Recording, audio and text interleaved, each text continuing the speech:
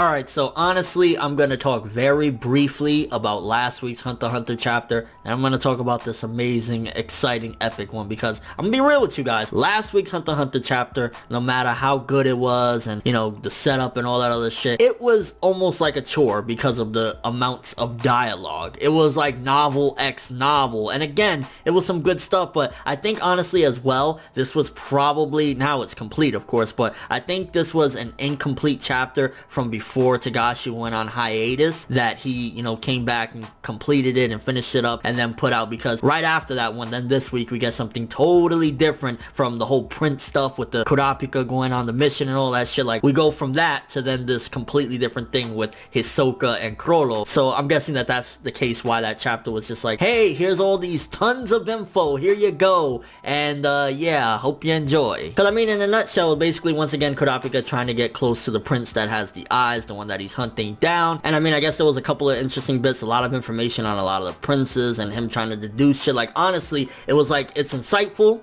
and it gives us more ideas about who it could potentially be that he's really looking for, who could possibly be the one that has it and all that shit. But in a sense, I mean, it was just a lot of information of like stuff like, oh hey, this prince was you know, really smart and he skipped grades and shit. So it's basically kind of making us in a way guess maybe this guy could be, maybe this guy could be, but it was just very, very, very overwhelming with dialogue and explanation on things. A couple of interesting bits, I ain't gonna lie, it was a funny bit of Killua giving him advice on how to approach Bisky so that way he doesn't offend her and basically, you know, get her on his good side and stuff like that. So that was kind of funny. And I mean, in essence, it kind of calmed Kurapika down, I think, in this chapter just a bit with his bloodlust when he seen that that was an info. All these people, you can see that Kurapika kind of felt bad and calmed down a little bit, even if it was just a little bit, calmed down a little bit, having that kid in his arms and kind of seeing the innocence and stuff like that. So him, you know, having to protect them and whatnot is going to be an extra, I think, burden in a way for his mission of what he's trying to do. But in essence, I mean, the chapter overall, again, was just like a hunt. It was a good chapter. It was just really, really overwhelming, and honestly, the amount of dialogue made it feel like a chore to get through. So maybe like a 7 for that chapter. It was not the greatest return in the world for Hunter x Hunter. Been dying and waiting for so fucking long. Hisoka versus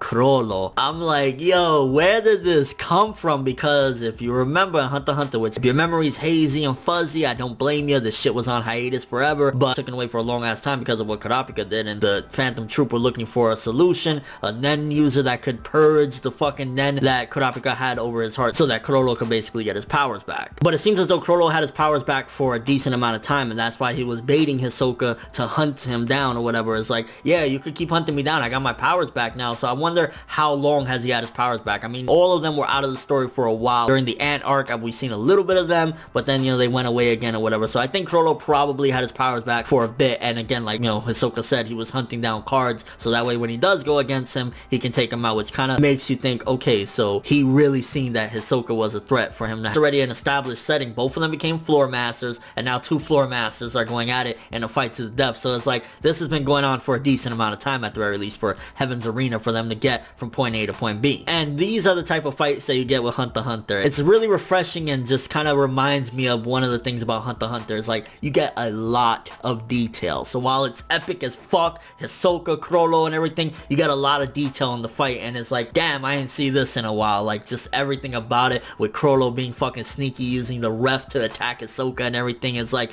this was just a very detailed fight, and again, it's like, I gotta get back used to this, to be honest with you. I gotta get back used to just all the detail and Hunter. And to be honest with you, if I had to call it who's gonna take it, I think Hisoka probably has an ace in the hole that he's been planning for this very moment against Chrollo, because if he's been hunting him down, it's because he's confident that he can give him a challenge, but that he can still defeat him. So even though Chrollo has, is Togashi gonna come back and immediately kill off one of the huge characters in Hunter x Hunter? That's something you gotta ask yourself as well. Would he actually, I mean, it's not that Togashi ever really pulls back punches or anything like that, but would he actually come back and within maybe a month or so kill off either Chrollo or Hisoka? And if so, who would it be? I mean, Chrollo's been out of the picture for a while, and while there is a fandom of people that love him and stuff like that, I mean, I think he could get away with more killing off Chrollo than killing off Hisoka, because Hisoka, like, everyone fucking loves Hisoka. He's that fucking weirdo that you love. I think it's gonna be Chrollo that's gonna die. If they do truly have a fight, I think it's gonna be Chrollo that's gonna lose. That's just me. Even though he has all these crazy powers and everything, Hisoka's been training for this for so long and waiting for this moment that he's not gonna lose. He's just not. And honestly, even though it was, you know, a very detailed fighting chapter, nonetheless, it was a fighting chapter and a very fucking good one at that. I'd say 8.5 out of 10 for this chapter. Very good shit. Very fucking hype. And this is how you come back, Togashi. We'll forget that last week had Hunter x Hunter hype train, baby. Let's go. Let me know what you guys think. Big question. Who's gonna take it? Who's gonna win? Is it gonna be Chrollo or is it gonna be Hisoka? Who do you think is going to die if there is gonna be a death? Do you think Togashi's gonna actually pull the fucking trigger on one of our beloved Hunter x Hunter characters? And what did you think about 350? Do you think it was a bit too much, too overwhelming, all the dialogue that we had in that one? I'm glad to be back on the Hunter x Hunter hype train. But thanks for watching. If you enjoyed anything about the video, make sure to drop me a like. I'd greatly appreciate it. And if you want more from me, make sure to subscribe. Follow me on Twitter, Instagram, and stalk my Facebook to get more when the video ends. I'm ForneverWorld, and as always, people, have an awesome day.